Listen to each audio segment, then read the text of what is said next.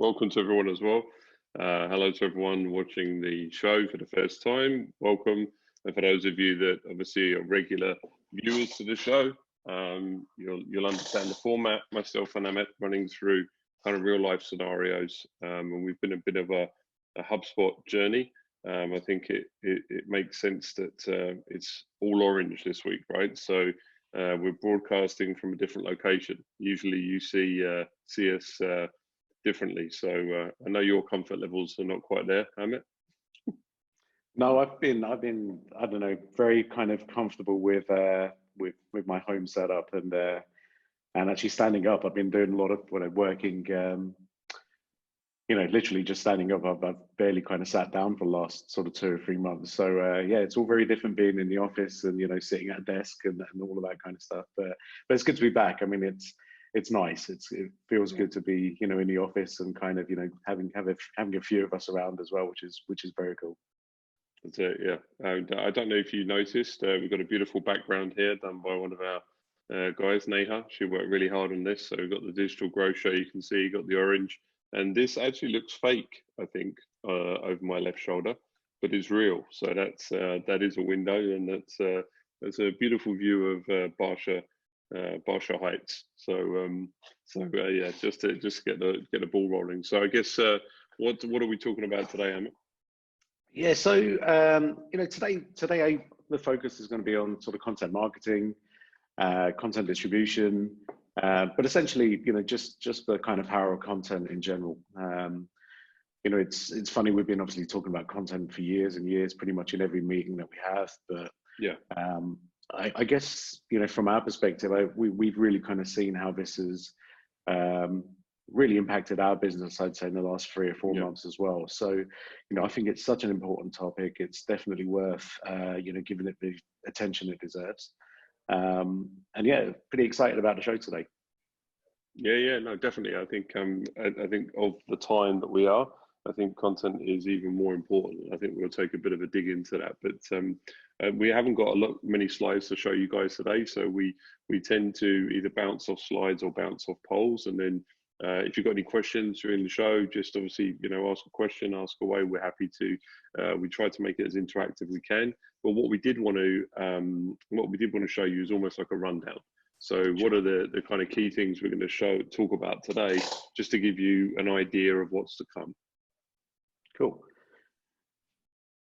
And yeah, like magic, it just appears. So basically, yeah, we'll be kind of talking about sort of content marketing in general. I think one of the data and theory is obviously very important.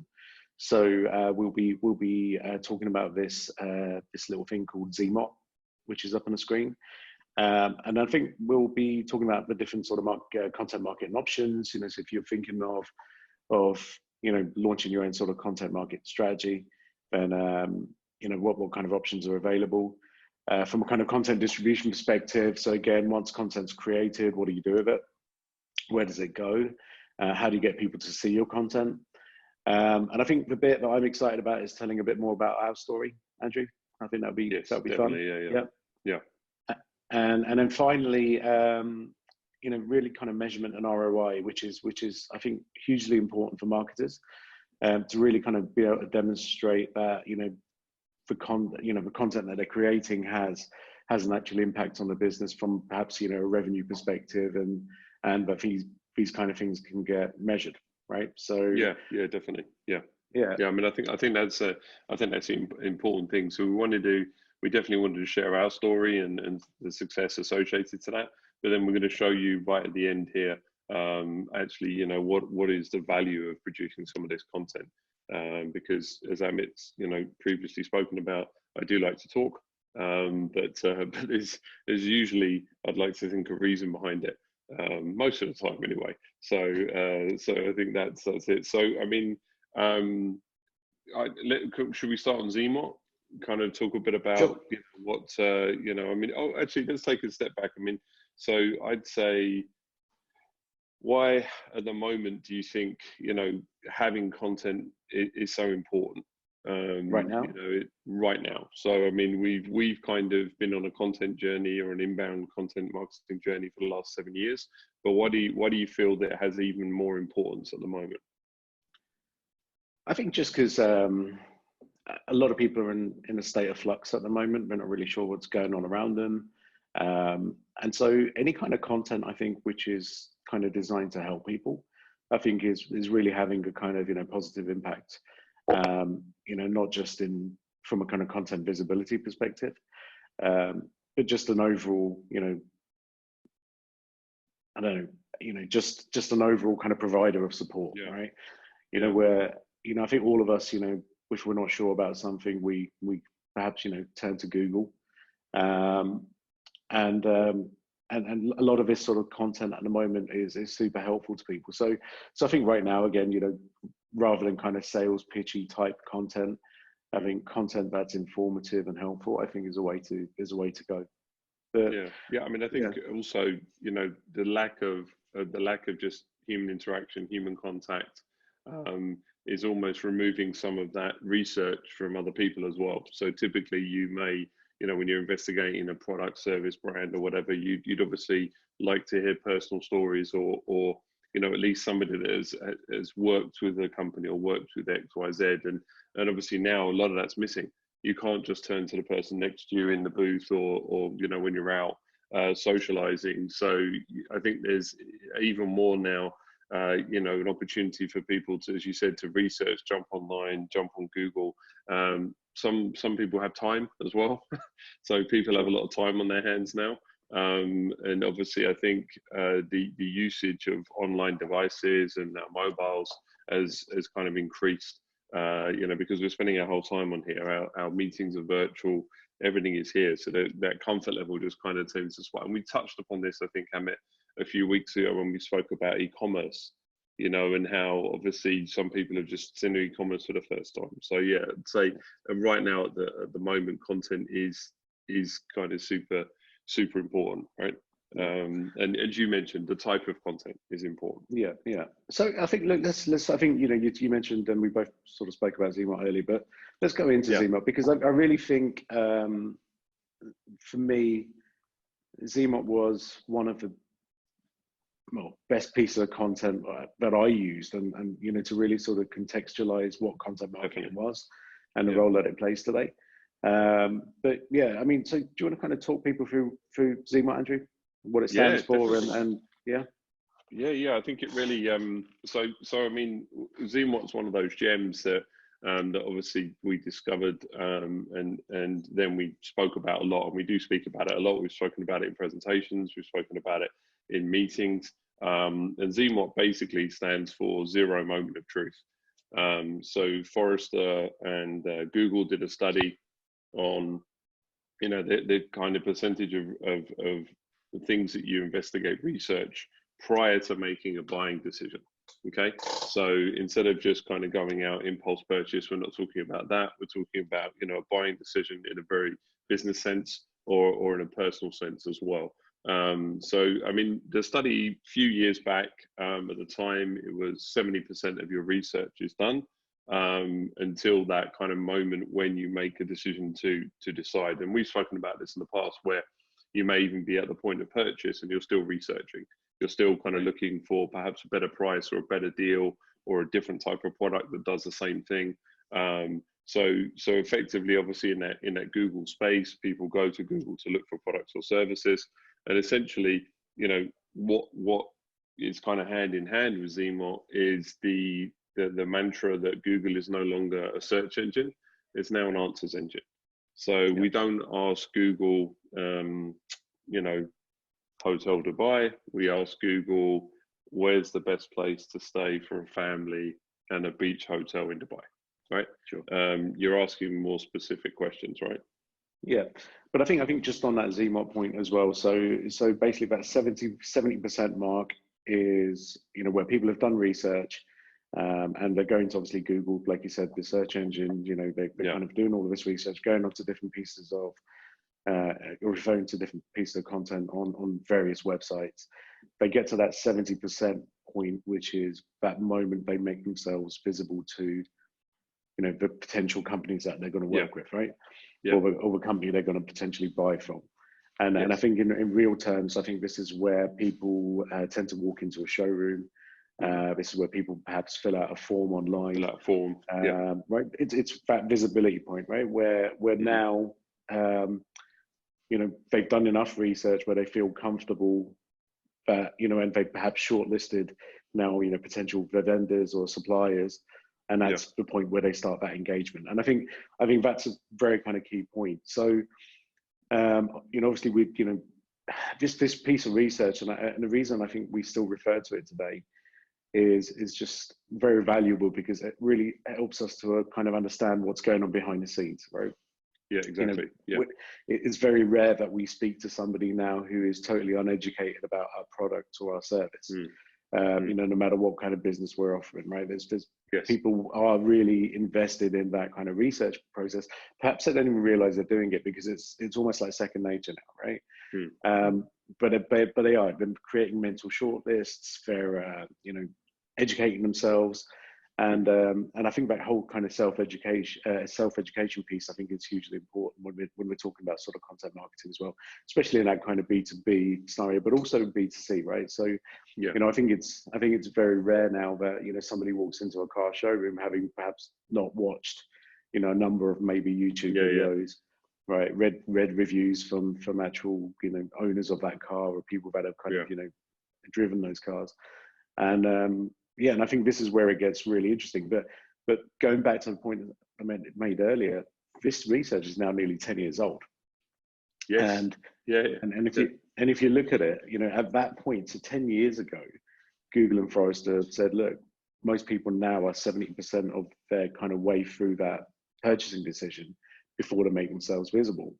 Yeah. I mean, what do you think that figure actually looks like today? Because I don't think it's 70%. I think I think it was the early 90s, right? They were talking about the fact that, it's up there. Because it was just a hockey stick at that point. People are more connected. There's obviously then there's now a lot of companies that obviously understand that individuals are researching and they want to provide that information to them. So that itself, by people producing more content, valuable content, obviously has increased that dramatically. So even if you look at search terms in Google, how that has changed. If you look at things like Siri, Alexa, Google Home, where we just ask a question when we get the answer. So we're kind of changing our whole style to be more conversational anyway. And frankly, the search engine results have got better as well, right? It's rare, I guess, now where you sit there and type in 4 or 5 different searches to get the right result. They're working very hard to make sure that they're delivering that result based on your research. Because they have to. Because at the end of the day, Google does have competition, albeit maybe not a dominant one. But they, the one thing Google are petrified of is that people stop using the search engine, because the amount of revenue that's still attributed to those sponsored clicks and things like that is just huge, right? And so Google's objective is still very much to kind of deliver the best quality answers to those questions that are being asked, right? But I think it's Zmot is very kind of interesting. I think once companies sort of start to relate it back to their industries. If you imagine, for example, hotels, right? You mentioned hotels earlier. Yeah. At what point does a hotel now typically know that, a guest is in the market for a room, right? It's typically after they've made the booking, right? Because of things like, online travel agencies, your booking.coms and your hotel.coms and your Expedia. Now people are kind of doing that journey, they're researching, and actually the hotels are only finding out afterwards, right? It's after the fact. Okay, this person's now made a booking, and they've got no kind of insights perhaps into that whole research process.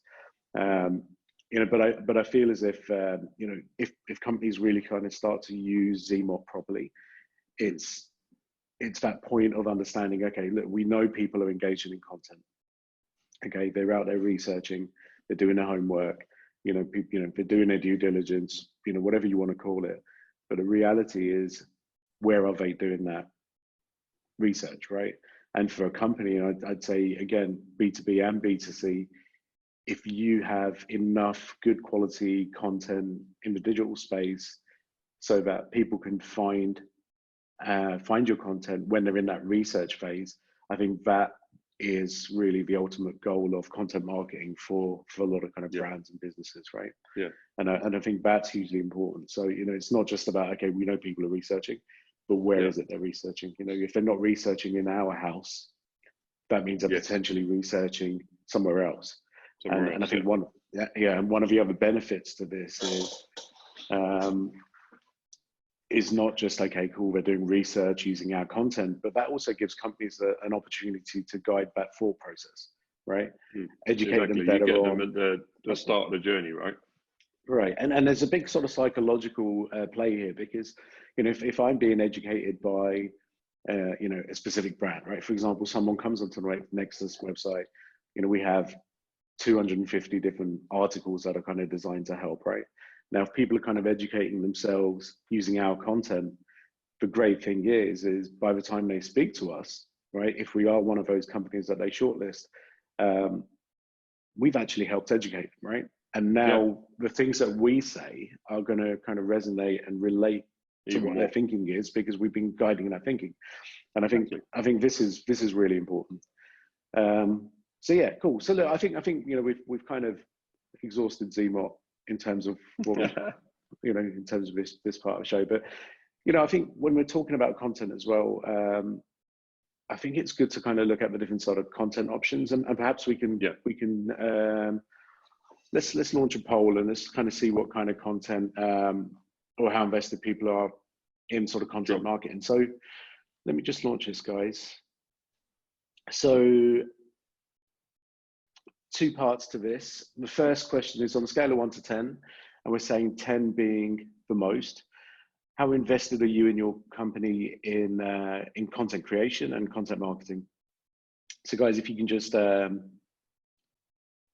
choose that. So are you kind of 1 to 3, which is not very invested within content marketing, 4 to 6, slightly in I'm not sure if the polling's working, Amit. We may have a bit of a gremlin in the system. Oh, hold on.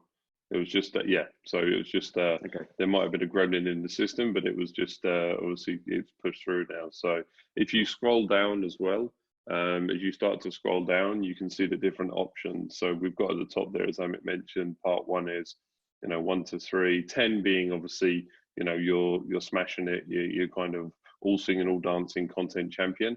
And then obviously 1, you're pretty much doing nothing. Perhaps you've got an email signature, that's your content. Cool. And as you scroll down, so have you got results in, Amit? Should we share them? I do, yeah. Let me just share those. And again, pretty interesting. So yeah, I mean, obviously a very, very even split here in terms of companies who are kind of invested in this approach or not. And I think from those who are invested in this, blogs is great. Number 1.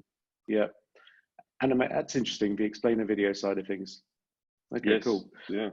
Yeah. I mean, it's something that something that we love. So yeah, it's great to see. Okay, awesome. Thanks, guys.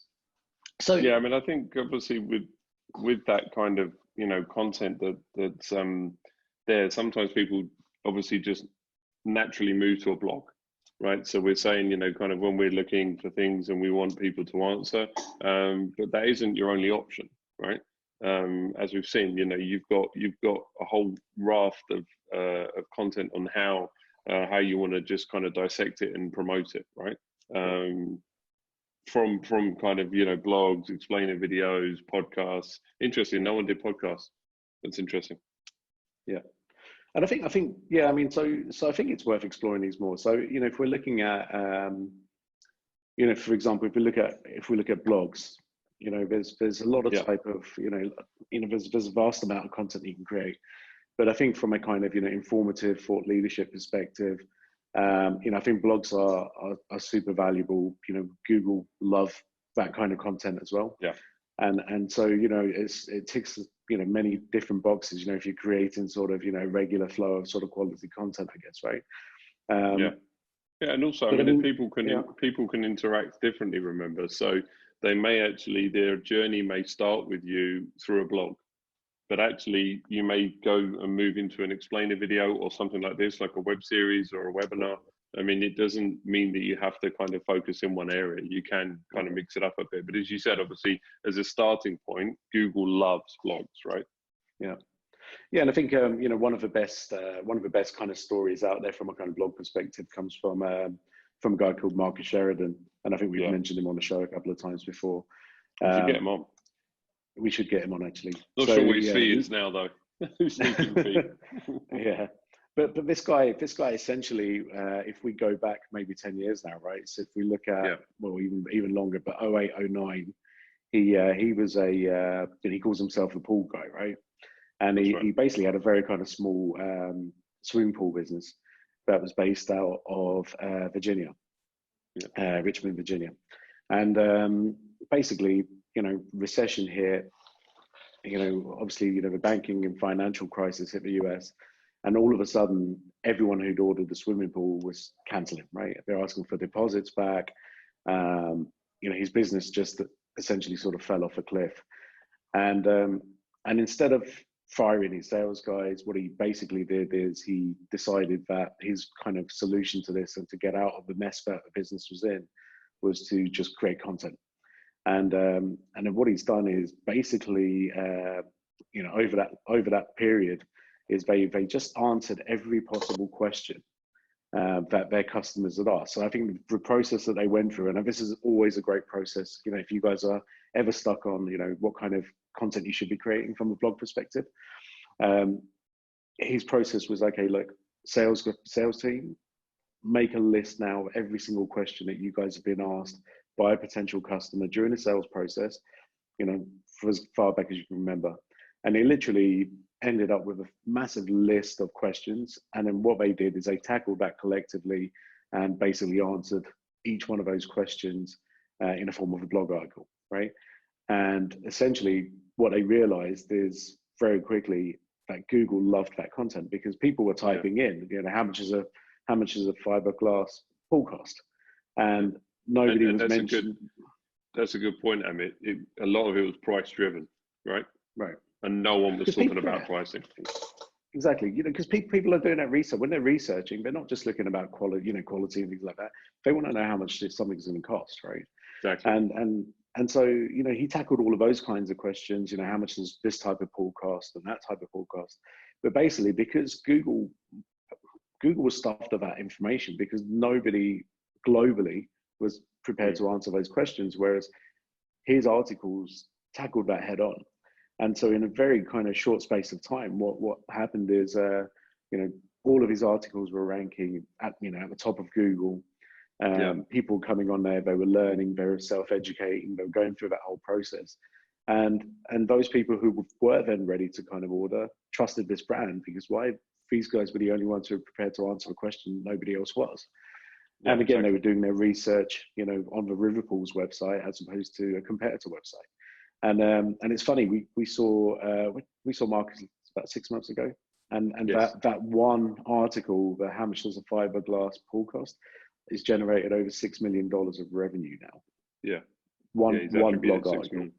Crazy. One blog article, and again, you know, we'll talk about the measurement and kind of ROI and those things, but I mean that's just, you know, that's significant. And I think and I think that's probably one of the challenges as to maybe, you know, the people who aren't perhaps blogging is because how do you draw that straight line between an article and actually the money it generates, right? You know, I think that's been in the past pretty difficult to do, but you know, and then like I said, we'll touch on that a little bit later. Yeah, but, and also the longevity of this content. So, you know, I think you know, the fact is that when you are producing this content, you may be producing it in, you know, now around a subject or a topic that's relevant today, but that will still carry its relevancy through the years. So, I mean, one of the very first websites that blogs that we wrote was how much does a website cost? You know, it was probably one of the first pieces of content that went out.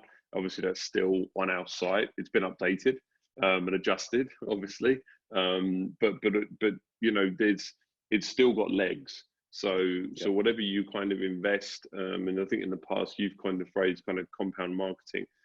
whatever you've kind of invested in, you've got to look at the lifetime value of that content.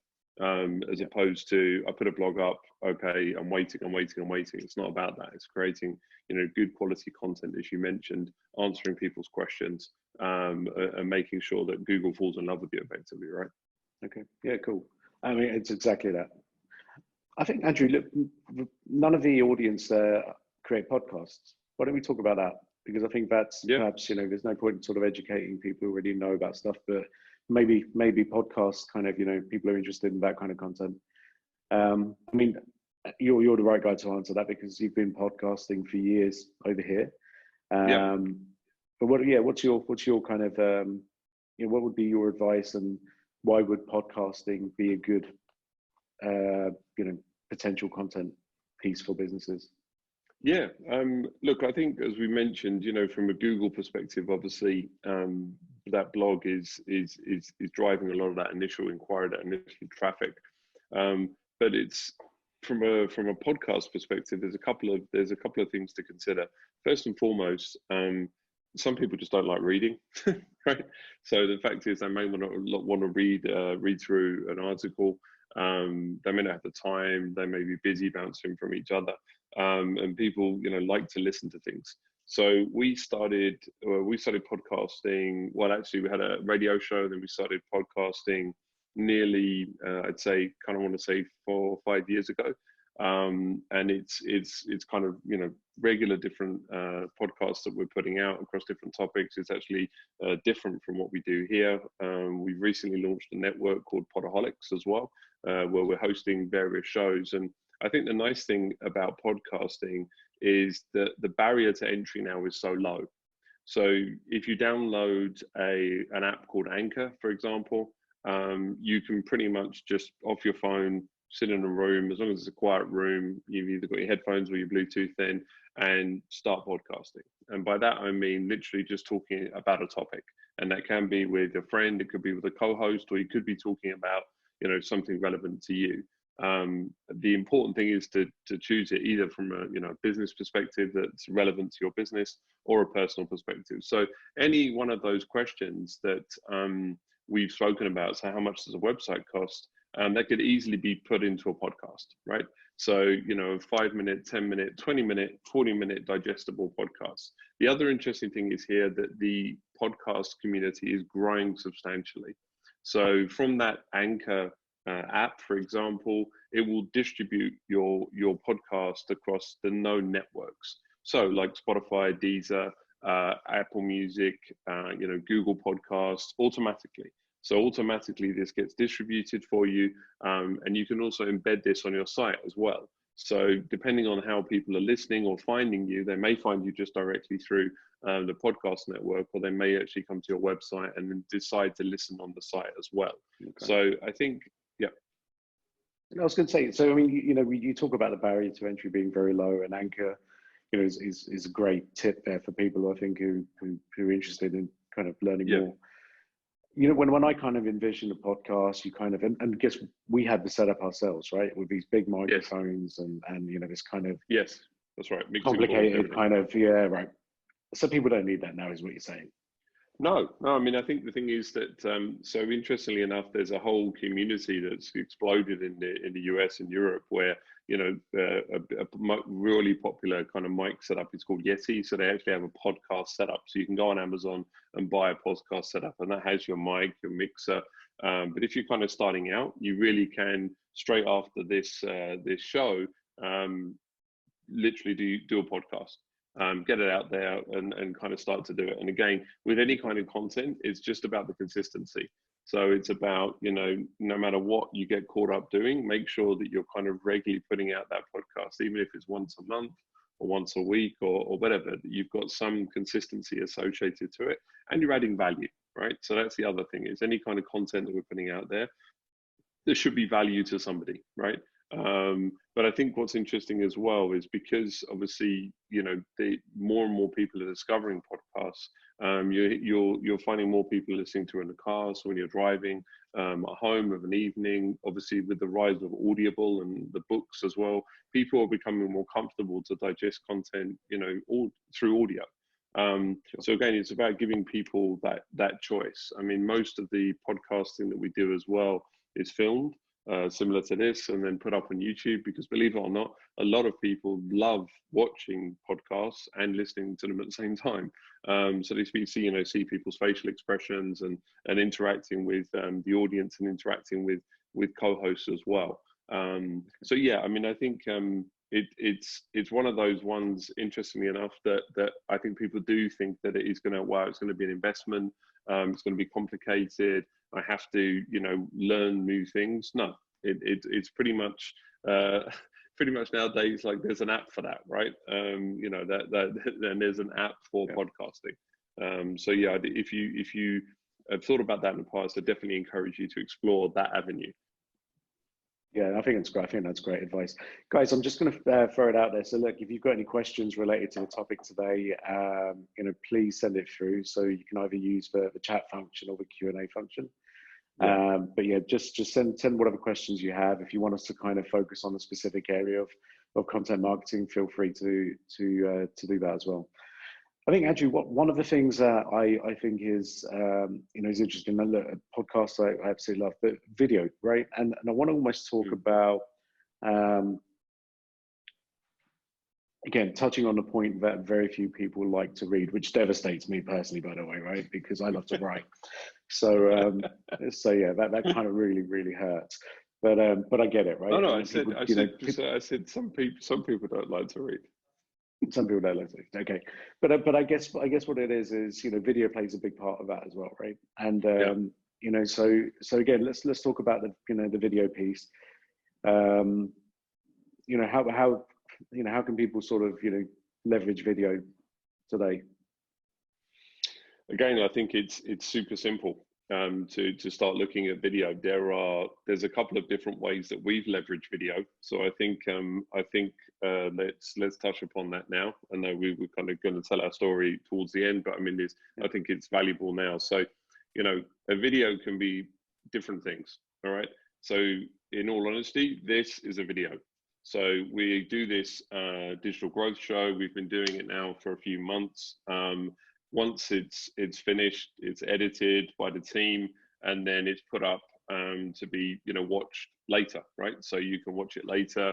We get a lot of views post show as well, and it obviously gets distributed up on YouTube. So this is a video. There's obviously the animated explainer videos that some people would mention that they're doing as well. But in all honesty, we've been using something called Vidyard as well. So what we've done, for example, is if we want to show somebody a walkthrough for HubSpot, for example. So we're a diamond partner of HubSpot, and we've been speaking about that over the last couple of weeks. And obviously they're heavily involved in the, effectively founding the movement of content and inbound marketing. We use something called Vidyard. So Vidyard will use your camera again on your Mac, and basically you can walk through while you're moving something on the screen. You can talk through. So again, and explain the video. Free. So Vidyard is free. It's not anything that you have to consider and invest in again. But just it's something that you can use to your own advantage. And also, I mean, this. So what I started doing recently is I started doing video pieces to LinkedIn. So on the LinkedIn platform, so we've obviously spoken about web and where you can start to distribute this content. I think we're coming to that.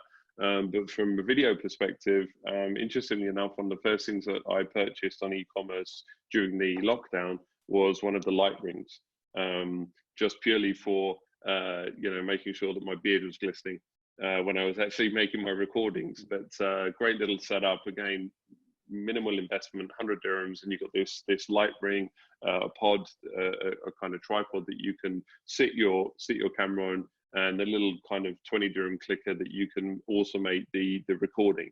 Again, the software is built into LinkedIn, or you can download some other bits of software if you want to do some editing, but it's getting to camera straight away. So I think even if you don't want to be on camera, you can still do explainer videos. You can actually do through the iPhone and through Android as well. You have the ability to do screen record. So we showed, for example, a few videos on how to use the HubSpot app So if you were using the HubSpot app, doing a bit of a walkthrough again, that didn't have anyone's face; it just had audio. So I think it's really about understanding what you want to talk about, and then realizing that those videos can present themselves in different formats. And it's also about repurposing some of that content. So our digital growth show, the team are now pulling out digital shorts.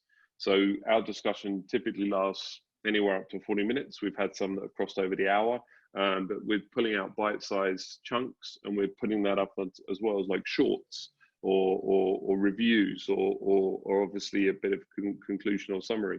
So I think you don't necessarily have to produce studio quality videos for people to enjoy them, right? No, I think that's an important point. I mean, a lot of these kind of videos today are authentic because they haven't, or feel more authentic and more genuine because they haven't got high production value, I guess. Yeah. I mean, we definitely haven't been in hair and makeup today. You may have been in hair, but I definitely haven't been in hair and makeup.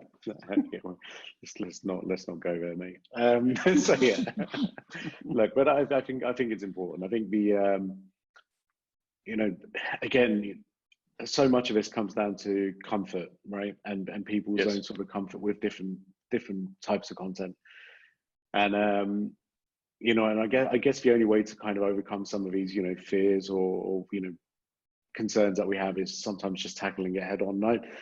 And I kind of love the fact that cost is no longer a big sort of barrier to be able to do this now, right? And like you said, through mobile phones, you can now record really good quality video. And I think people really kind of do digest that. And I mean, you were telling me about simple LinkedIn posts that had thousands of views, just purely because people like watching it, right? And perhaps not reading for a few minutes because people's time is valuable. So no, I get that point. I think we'll talk about distribution, but I mean, I'll tell you what, let's tackle distribution. We had a question, Emma, actually. Came in just from Ashraf. He's asking, what's the difference between video and podcasting? So I guess we pretty much have answered that without actually seeing the question. But I mean, actually, they can be the same, as I mentioned. So a lot of podcasting, you record at the same time, put it up on YouTube or put it on your own website, and you obviously have a video and a podcast at that time. So even, for example, and it's something we haven't done actually, and it's something we probably need to think about it, Amit. But this, when we record through Zoom, we do this through Zoom. They give you the option to just pull out the audio file as well. So you can actually just distribute this as a podcast. I think we haven't done that in the past because we've generally had a slide to show. And obviously when you're showing something or presenting something, it's difficult sometimes to relate that to the audio. But that has an option as well. Actually, do you know what? You're so right, because I think the key to, I'd say, quality content production, I guess, is how much of that content can you use across different channels, I guess, right? Yeah. I think the challenge that a lot of content marketers have is the cost of production, the time it takes. Obviously, we've all got day jobs and all of that kind of stuff. So if you can find a use where perhaps you are recording your video where you can pull the audio out, now suddenly you've got a video and a podcast, or you're creating a blog article that you can then turn into an ebook. Again, you're getting kind of much more kind of use of sort of content that you're creating, right? And most of that effort always goes into that kind of content sort of ideation and then producing that. But if you can then start to leverage that content, maybe repackage it, and then use it on different channels, I think it makes suddenly it starts to become easier to really kind of leverage content and make it work for you, I guess, right? There's even websites out there that will transcribe podcasts and video. Right. So basically you can take that, video content. So from a video piece of content, you can transcribe it to create a blog on the back of it. And you can also take the audio file to have a podcast. So straight away, you've got 3 pieces of content from one activity, right? So, repurposing that content, and using other distribution methods. So Sure. obviously, you know, the fact is that a lot of the time what we'll do is we'll kind of build out a content blueprint for clients, whereby, okay, well, not only are we looking at a content strategy, so what type of content do you want to create, what are the questions it's answering, who's your audience you want to talk to, etc. But where are we going to distribute it? So, you know, is this going to live on LinkedIn, or is this going to live on Twitter, or is it going to be on your Facebook page, or is it just going to live on your website? And I think that again is just gives you the ability to test. You know, you take that one piece of content, you distribute it across all those different networks, and you see what one kind of works, right? And then you kind of play and you test and you manipulate, and that's important as well. Okay, cool. I mean, look, I think you touched on the distribution side of it there. So, you know, again, for people who are maybe wondering, okay, where do I get started? What should I be creating in terms of content? Should you start at distribution first rather than perhaps even creating content and then trying to figure out where it should go? I mean, what should be the kind of strategic approach to, you know, to this? Do you reverse engineer the distribution path and then figure out what kind of content works, or what would you do? I think look, bare minimum is just to get yourself a blog in place, right? So I think most people have a website now. If they haven't got a website, they understand that they need one. Believe it or not, there still are kind of companies out there that have just felt there's no need for one in the past, but now a lot of them are scrambling to get that up. And really the blog component of that is where, you know, you do have the ability to update, you have the ability to produce content on a regular basis. So this isn't building out new web pages, coming up with, you know, new elaborate content to entice people. No, this is real, genuine content that people want to digest. So I'd say from a web perspective, from a starting grid or starting point, so Formula One started this week, so Formula One's in my head. But if you look at a starting point, I think obviously, you know, blog is going to be one of those important pieces. Now, once you've got that in place, you can then decide where you want to distribute that blog. So it may be you want to put that up in articles on LinkedIn. You may want to put a post across to Twitter and Facebook and link it back to your website to drive some traffic back to your site. You may even want to throw some money at it. You may want to kind of amplify it and decide that this is really good. I want more people to watch it. Now, obviously, you know, certain types of content resonates on other platforms more than, you know, let's say some other. So you wouldn't necessarily want to put a blog up on YouTube, right? Understandably, because no one's gonna do it unless you're transcribing it or reading it. So when it comes to the video content, the audio content, this is kind of where you need to start thinking about, or how can I, you know, create some content on those channels. I think the thing is that we, especially when you look from a social perspective, we've always been very passionate about trying to, you know, generate value from social. So not just, you know, social media to have social media or to have a vanity blog. Nothing should be vanity driven. Everything should have a meaning. So, you know, if you are writing content or producing content, video, audio, etc., you need to make sure, even infographics, actually, infographics are content, right? Even if you're producing this, they should be customized to where you're going to push it or promote it, right? Okay. I guess what I was trying to kind of push you into was talking about audiences. But, sorry, I just I usually have a pretty good ability to read your mind, but obviously, clearly, I didn't get that connection. Why don't you ask me the question again, Emmett? I might do, yeah. So actually, let me make it clearer. So basically, when we're talking about sort of content distribution and creating content, should we be kind of looking at, you know, where these, you know, where your audiences live, you know, the audiences that are kind of relevant to your business, and then kind of reverse engineer, you know, that content ideation and the content creation process?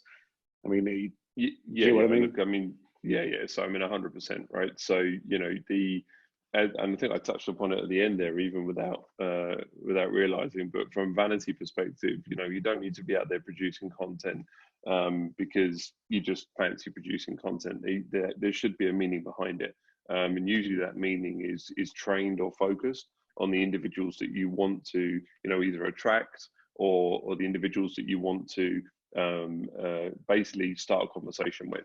So, you know, you mentioned hotels previously, for example. You know, ideally the hotels want to be having conversations about what to do at the property, what to do in Dubai, how much does it cost to do X, how much does it cost to do Y, because they want to speak to, you know, families, couples, you know, solo travelers, essentially right at that beginning point. So it's very important that you map out your audiences or your personas, and understand what's going to resonate with those individuals. And also, you know, to change the style. I mean, we had an insurance client previously, if you remember, and basically depending on the audience, we changed the content the way that it was written. So, for example, it was an insurance, health insurance group policy for companies. Companies with 500 plus employees, that's what they were looking for. So the content piece in this scenario, the one was written for finance, so an audience of finance directors, and it was very much about the cost of insuring your employees, right? You know, very focused on numbers, focused on kind of what, you know, what's the best policies. But then the different audience from HR directors, different type of content.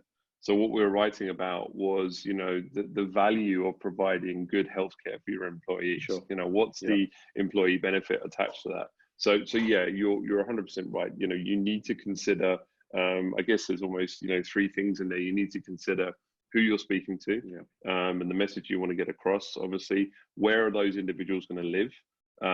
So, you know, for example, are you talking to a very young audience? Is a young audience going to be on Facebook here in this part of the world? Potentially not, right?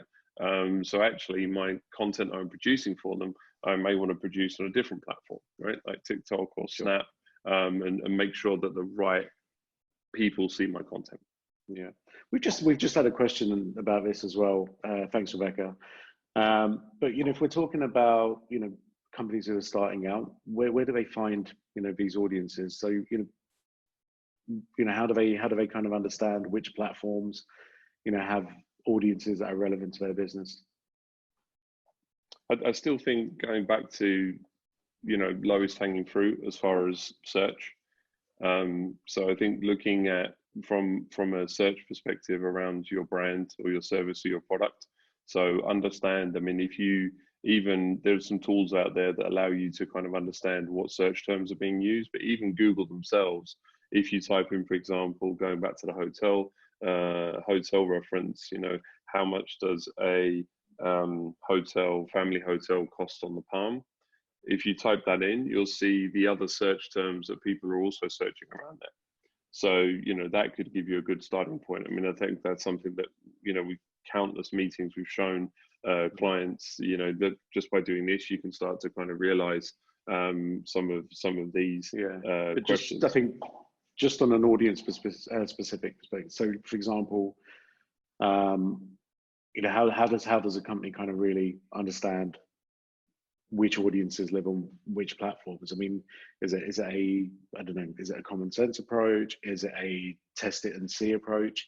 You know, how do people do that? Yeah, I mean, I think one of the good things about, you know, so if you look at it from a social perspective, and you look at the social platforms, every single platform out there at the moment has a self-provisioning element. So be it Google, Facebook, Instagram, Twitter, LinkedIn, they're all self-provisioning. So that meaning that all of you can open up an account, and you can effectively, you know, almost build out like a test campaign. Now, when you start to build out those test campaigns, it gives you, so how many Facebook users there are, how many people from the ages of 20 to 30, how many, you know, on LinkedIn, for example, you can look at how many people I can target with IT in their job title, for example, with companies less than 2,000. So I'd say that if people are looking to understand potentially where their audiences live, I'd say, you know, jump on and look at running, not effectively even activating a campaign, but just going through that process to see actually the filtering that is available.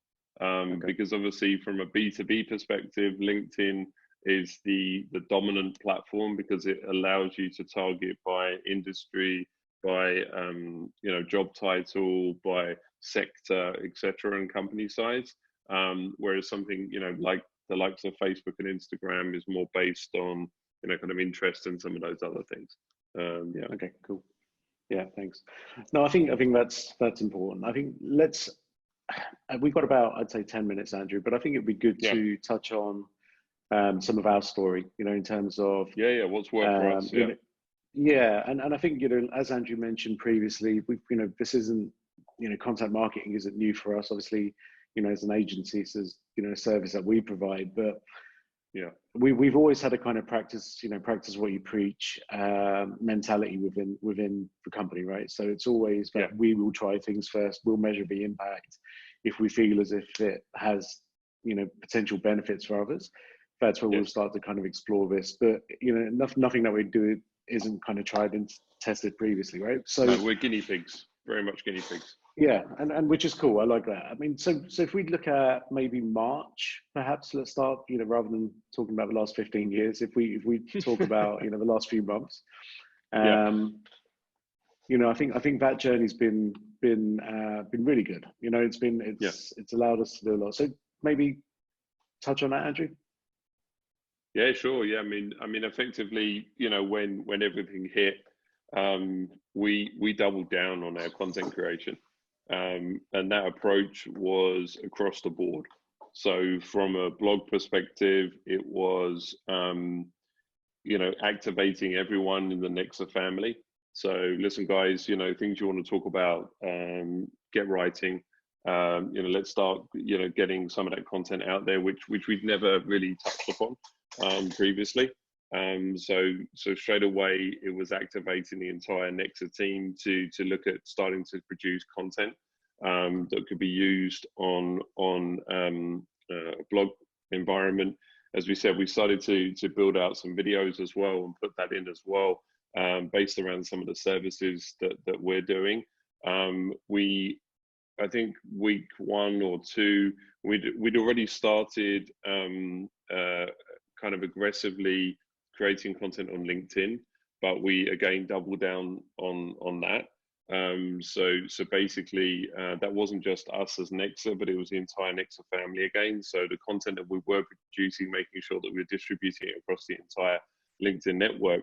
And to be quite frank and honest, from a social perspective as well, our focus has always been, servicing clients first from their social requirements. We have a lot of clients who look after their social, and sometimes, our own social was neglected. So that was a statement, that we made very early on. That was like, no, we're going to focus on our own social. We're going to make sure that our own Facebook is up to date, our own Instagram, Twitter, everything is now kind of working and running effectively. So we're treating ourselves as clients. And I think that's almost, what we did, right? We just said, okay, if Nexa is a client, what would we do for that client? Yeah, sorry.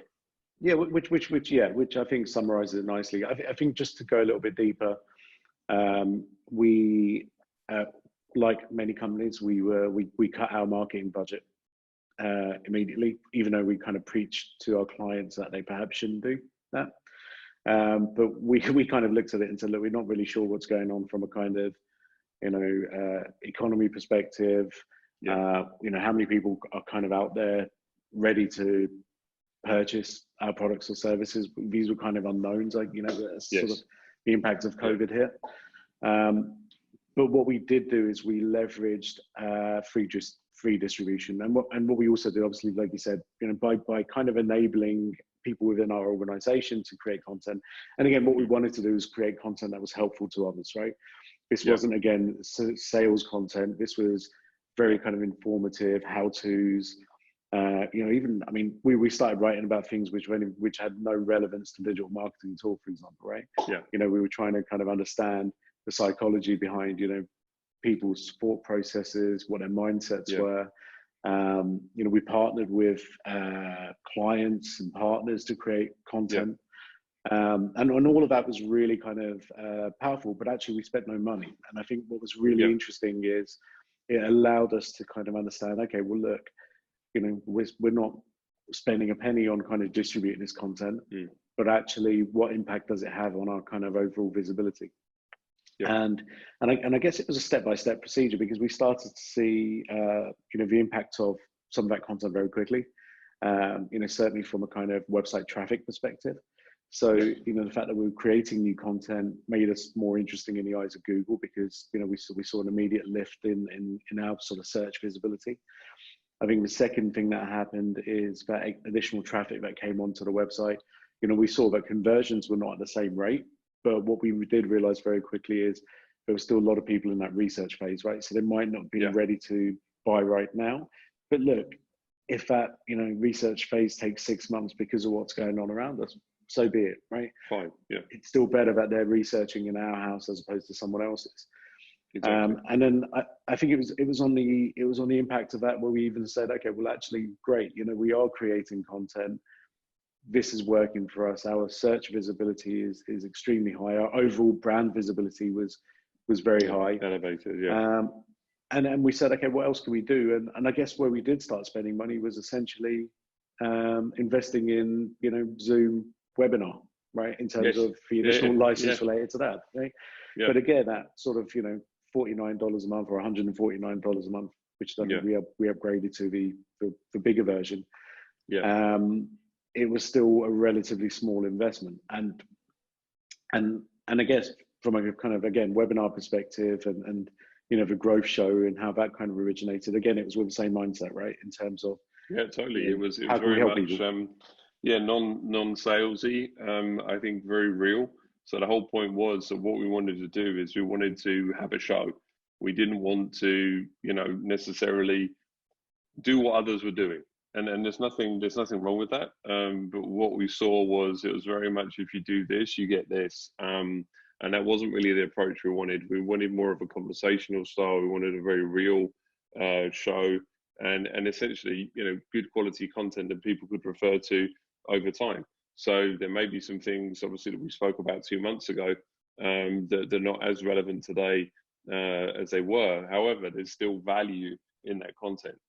So obviously, the growth show, I think I think it's also just, a direction. So effectively, it wasn't everything that we approached wasn't, okay, we'll do this, while COVID's on, or we'll kind of just, do this for a couple of months. The commitment has actually increased.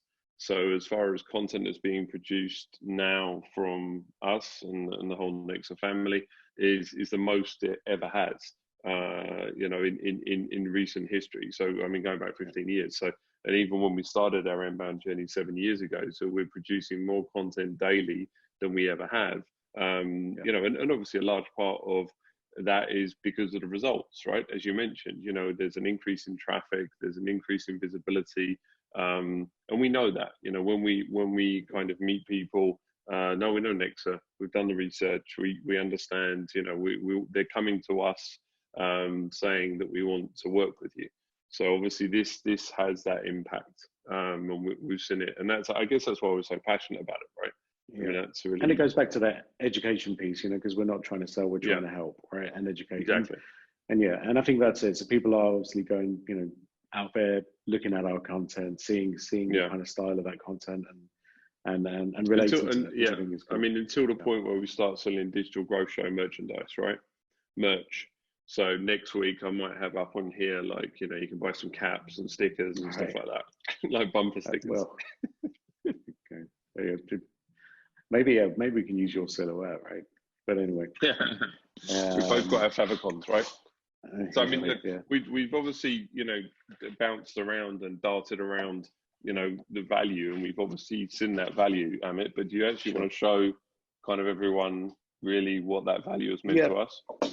Yeah, so guys, I think, one of the key points here is just measurement and ROI, because I think the biggest challenge internally, and I'll even here, right, to justify our investment in content marketing, I think would be very difficult if we weren't able to draw a straight line between the content we produce and the revenue generates.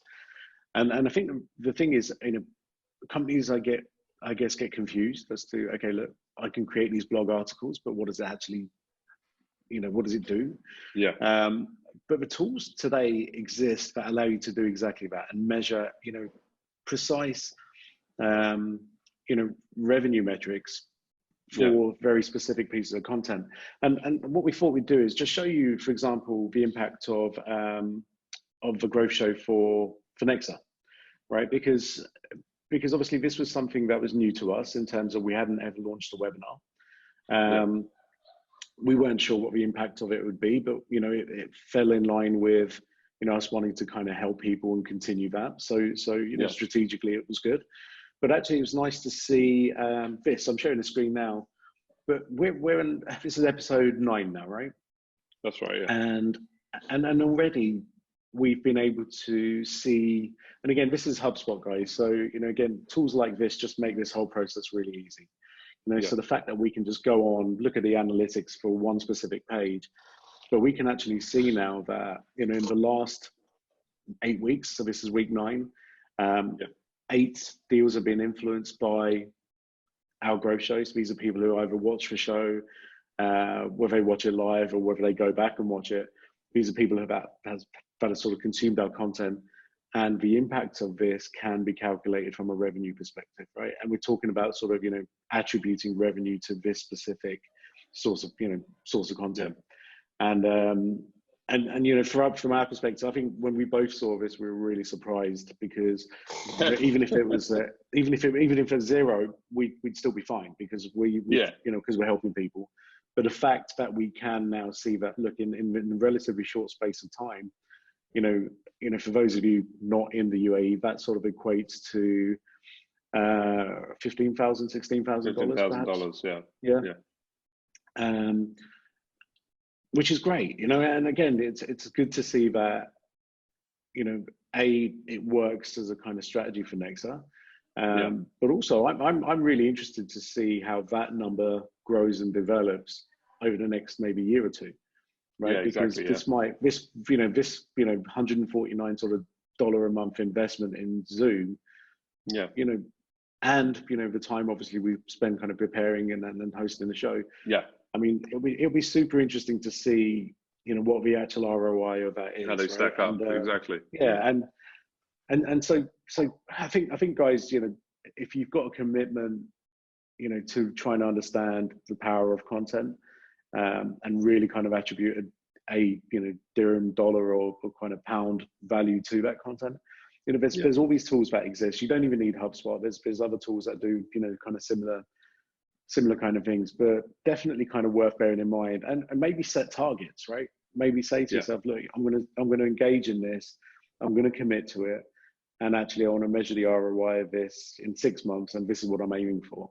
Because I think that changes the whole dynamic of what you do from a content creation perspective, content strategy perspective, and I just think it's super important. And for those of you who kind of watch this, perhaps you're looking for jobs now, or you're looking at maybe a changing career, the value of content marketers, I just feel, is just going to increase more and more, because now that people can attribute money back, I think for me it's a bit of a game changer, right? Completely. The fact that you can go, and it's beautiful. I mean, and that ROI figure is going to be huge, because if you're not talking about the investment in media and all of these things that typical kind of marketers do, if you can just create quality, ongoing, and organic content, and really kind of commit to that process, it's the ROI figures will be huge. And I think, as you said, what's nice is we're now looking at that revenue attribution across our entire content range.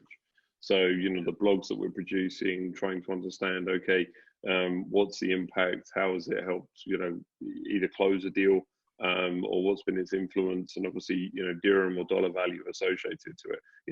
I mean, obviously now this is making money. We can take a salary, right, as hosts, as the digital growth show hosts. But I honestly, the digital growth show, when we sat down, the partners sat down, and we were kind of bouncing around some ideas. We never envisaged that it would have had a positive dirham impact on the business. I think at the time it was just a part of that content strategy, part of building out content, making sure that we were adding value, and basically talking about what we've been up to, what clients have been up to, what's working for them, and more importantly, just adding value, right? So it's a bonus now that obviously this starts to influence people. And again, that goes back to we've made a decision not to gate the content as well. So for us, it's completely ungated. The content, you can come and watch all the previous episodes on here. You don't necessarily have to sign up. We've kind of deliberately made it open, right? Yeah, absolutely. Andrew, I think let's leave it there. I think we're good. Happy days. Thank you very much, guys. Thank you very much for tuning in. It's always, again, this keeps us going. The fact that you guys do tune in week after week. I feel as if we've got a kind of regular following of people, of core people that tune in every single week, and it's always great to see your names. The only challenge with that is if you don't tune in next week, we're going to be kind of going, what do we do to upset them? So that's it. Exactly. Yeah. So please, just so we don't have kind of blind panics. Keep tuning in, guys. Look, we anything that you want to contribute with between now and next week, send through questions. We've got I think we're looking at a very kind of different kind of show next week, Andrew, right? Much more. Much more dynamic, kind of more of an open forum. So obviously we've spoken a lot about different topics over the last 9 weeks here. So we had that 3-week bounce of HubSpot. Prior to that, we've spoken about kind of e-commerce and sales, marketing, etc. We had obviously Paul Bridger, special guest, who was in talking about going back to work in the hospitality and travel industry. So next week, what we want to do is, from all of you guys out there, we want to kind of hear any questions. So it could be anything, right? Anything that you really want to kind of understand, maybe a new business, as you said, that you have an idea, we'll anonymize it.